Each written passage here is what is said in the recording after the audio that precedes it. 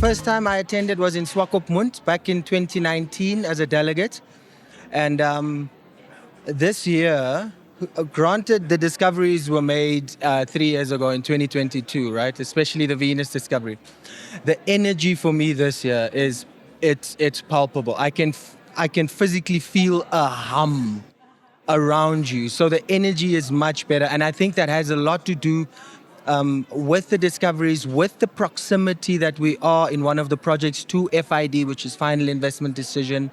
So the ball has started rolling. The basin has been proven. It's just a matter of understanding the extraction process now. And the difference for the conference this year is the energy around. People are definitely excited. Both people in the industry, friends of the industry, everyone is welcome. This is a country-defining moment for us. We are in a position where we can lead the way, where we can become an energy hub, and where we can actually build tangible in-country value. And we have everything set in place. And conferences such as these, they facilitate for things like that.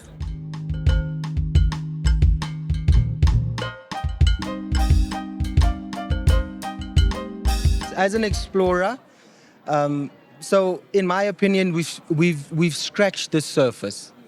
We have 4 basins offshore Namibia, 2 basins onshore Namibia. Well, 2 major basins: the Nama Basin to the south and the Ovambu Basin to the north, previously called the Etosha Basin.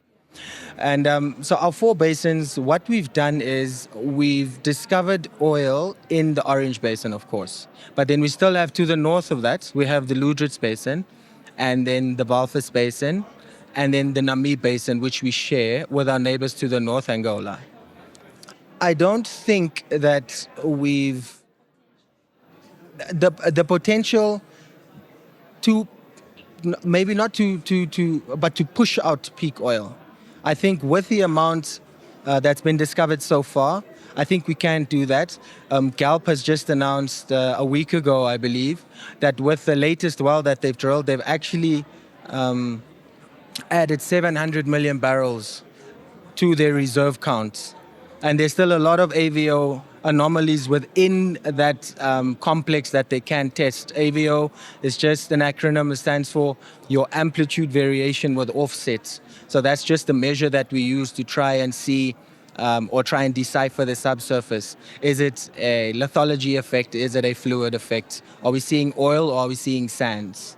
Yeah. So yes, potential to push out peak oil. I think we can do that. And I think we are en route to do that.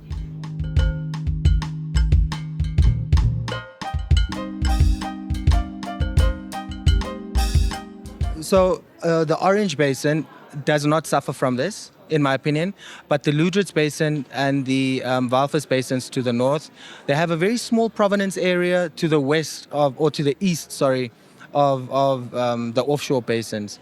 So what might count against them is reservoir quality. But what we've seen is within the wells that's been drilled already, the deeper you go in the well, so the more overburden you have, the poorer quality your reservoir. And when I talk about poorer quality, I mainly refer to the porosities and the permeabilities. For our listeners out there, your porosities are the amount of open spaces within your rock. Your permeabilities is the connectivity of those open spaces. So that's basically what I'm referring to with reservoir quality. As far as source rock distribution, we don't see an issue with that because the Wingat well in the Walvis Basin actually intersected an overpressured Aptian source rock. The fact that it was overpressured means that it is producing today. So we have a producing source rock within the Walvis Basin, so that's proven.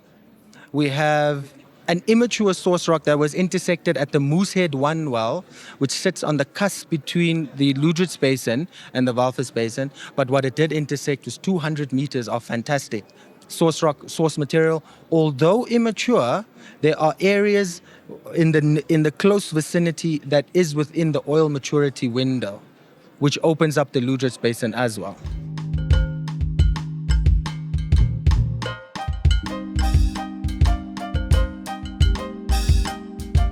So I'm not a big fan of this word, but I'll use it anyway. It's the law of closivity. If a discovery has been made people will tend to flock around that. But like I've said before, we see evidence for a working petroleum system in the Lüderitz Basin and in the Walvis Basin and in the Namib Basin. We have good sands penetrated in the Walvis Basin. We have a producing Aptian source rock. It used to be called the Kudu equivalent, but now we know that it's Aptian age source rock that has been intersected in the Walvis Basin. All you need essentially in industry, we term it the big five. Yeah. You need a source rock. Okay. You need a reservoir. You need a seal or a cap rock. You need a structure. Okay. And you need a way for that hydrocarbon that's been produced within your source rock to migrate towards your reservoir rock. And we have all of those confirmed across the Lüderitz Basin, into the Walvis Basin, and into the Namib Basin furthest north. I've always been of the opinion we need to replicate the successes that we've seen in the Orange Basin into our other basins. And we will see that because we've proven the petroleum system. And we know that the petroleum system is present on the entire offshore of Namibia. We saw from the Petroleum Commissioner's presentation this morning, the map that she showed, that was the extent of the Aptian source rock. And it's to be fair, it's slightly different to my map, but it still captures the same bottom line story. We have Aptian source rock all along our offshore area producing oil. It's just a matter of putting the big five in sequence so that we can trap the oil that's migrated. All right. So to answer your question, I don't know why there's a slow uptake. I would be running to the other basins. I'm an explorer by heart. I would poke holes in the subsurface everywhere. To quote NJ, drill, baby, drill.